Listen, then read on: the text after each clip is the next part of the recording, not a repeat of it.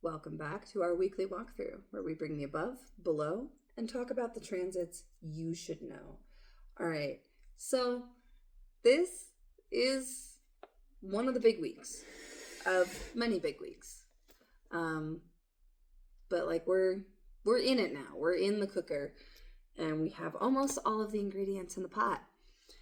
So the theme of this week is a rather gnarly looking Knight of Wands. And this is about getting through it. This is about getting through the flaming briars and the smoke and following whatever the cause you are championing to its conclusion. And recognizing there will be challenges, things will go wrong, and it's going to be a week where there's going to be a lot of brash actions, and we're going to end up questioning choices that people made. So with that, I want you to do what Monday's card says. And yes, I know we're late. Monday's more retrospective again, and I apologize for that. But we have a different Knight of Wands, this time reversed. And this is that contemplation of the journey ahead and resistance for taking it. This is about what happens when we go beyond our comfort zone, and how can we do it slowly and steadily enough that we don't get burned in the process. I want you to take in the teachings that have best served you this week. I want you to really focus on what is necessary. As I knock off a card, and it is tradition. So this is about keeping the traditions alive, keeping the methodology of survival that has helped you in a good way. Like, these aren't the reactive coping strategies, but it's like, what are the time-honored tools in your box, in your teachings, in your philosophies, in your practices that have actually helped you? Go back to those this week. That's what's really going to be the saving grace. Monday, what we had was the moon square Uranus, a nice Venus-Jupiter sextile, but it was at 2:20 a.m. Mountain Time, so a lot of people were sleeping through it. Moon drops into Pisces, and then we got the Pisces North Node conjunction. So there was a lot of dreamy, reflective quality. Tuesday, we get the Mercury in Pisces, Uranus sextile at 29 degrees. So both of them right there at the end. Then the moon sextiles Venus, and at 9:21 p.m. we get Mercury moving into Aries, which has jokes because this is the letter reversed.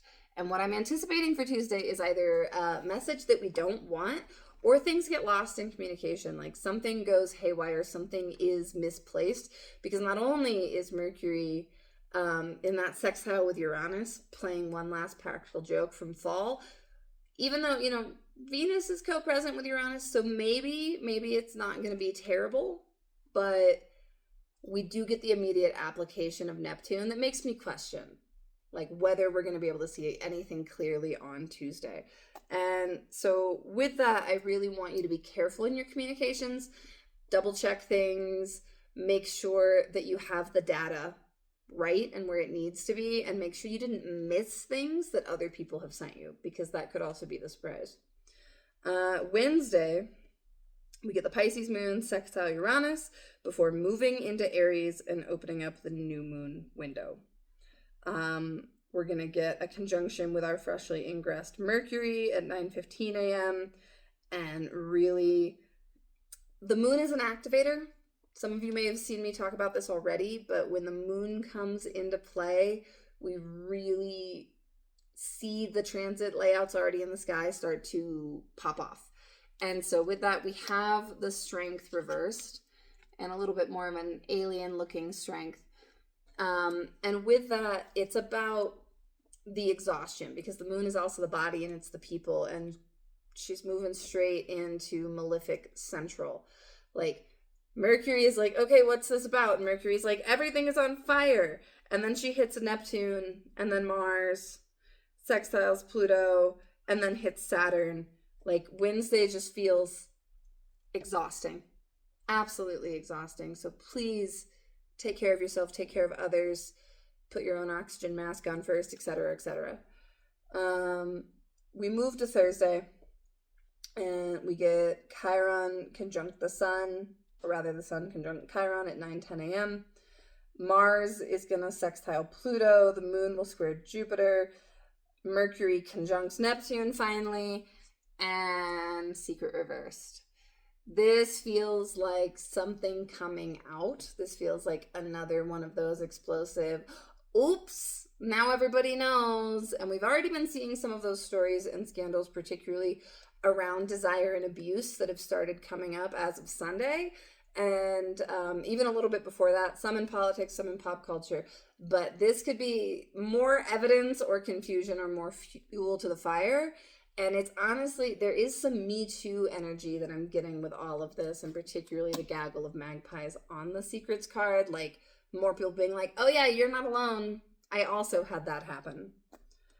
When we go into Friday, we're on our new moon. Moon is going to hit Chiron right before the sun, adding to that ouch.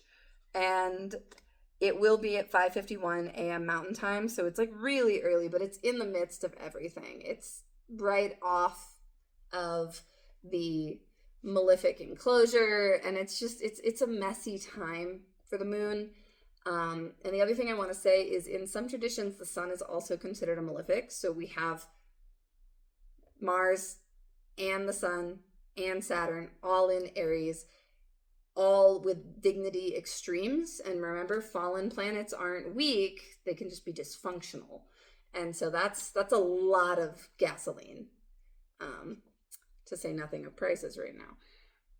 But for our new moon, we have lightning in a bottle. But this is particularly the inorganic manufactured lightning in a bottle. This is explosive volatility, pre-packaged and created for profit. So the answer is, who is going to benefit from this opportunity? I'm sure some people will, who, are not questionable. But I think on the larger scale of things, we're going to see some pretty big moves this week. So keep your head and question and look at sources, and don't spread things without knowing about sources. But I will say we chased the rather malefic moon with almost immediately moving into an exalted Taurus moon, which then squares Pluto and sextiles the North Node. So Friday does feel very fate point. From there, we jump into Saturday, and it's the moon sextile Jupiter and Mercury sextile Pluto with the Queen of Swords reversed. I'm getting more communication breakdown things, like controlling who is speaking. This could be issues of censorship. This could be communication systems being filtered, different countries getting different stories. We've seen this already. This could also be about new barriers coming up, new boundaries to communication unexpectedly being set in place, presumably to protect people. And this could also just be fighting words and harsh words, especially when we're looking at our own personal charts. So chill out a little bit if you can on Saturday. Try to go slower and be more discerning. And if you're not good at boundaries at all, look at where you've been too permeable and you need to draw those lines. And then Sunday, we get the Taurus moon conjunct Venus at 12:43 a.m. So for some of you, that'll be Saturday. If you are a night owl, or if you are in one of the time zones much further ahead, make use of that. That's some nice domicile exaltation goodness. And that could be a really nice time to treat yourself. And then we get our last Taurus moon conjunct Uranus, kind of closing out that cycle before Uranus moves into Gemini. Moon jumps over into Gemini, sextiles Neptune, and then we get the much anticipated Mars-Saturn conjunction, which is intense. It really is. And the sun then drops into Taurus, and the moon talks to everybody. So on Sunday, be physically careful, please. Be gentle with yourself. Pay attention to the Aries sector of your chart before then, if you haven't already. This is an unprecedented pileup in terms of these specific planets. I looked it up, and the last time they were here was 1879 BCE. Or was it CE? Either way, it's been fucking forever. Please be careful. Please be careful. We're going to go a little over 10 minutes. We're going to see if it lets me post it. And if it doesn't, I'm going to have to cut this part. But what we've got for Sunday is we have the Queen of Wands and we have the Page of Swords. This is this call to marshal our passions and to rise through the struggle. This is the immovable force and the unstoppable object coming together in us, in our Aries sector of the chart. And what do we do about that? And figuring out where the new lines are after we are set ablaze. So, happy week, y'all. I don't know. We're going to do the best we can. And I really, really hope as we do that, that we collectively come together to make something better out of all of these little individual actions. Because it is up to each of us. It is, yeah, there are massive systems at play, yada, yada, yada, but there's more of us. And like the refusal of our own agency is part of the problem. So please, please take it back. Stand up. I love you.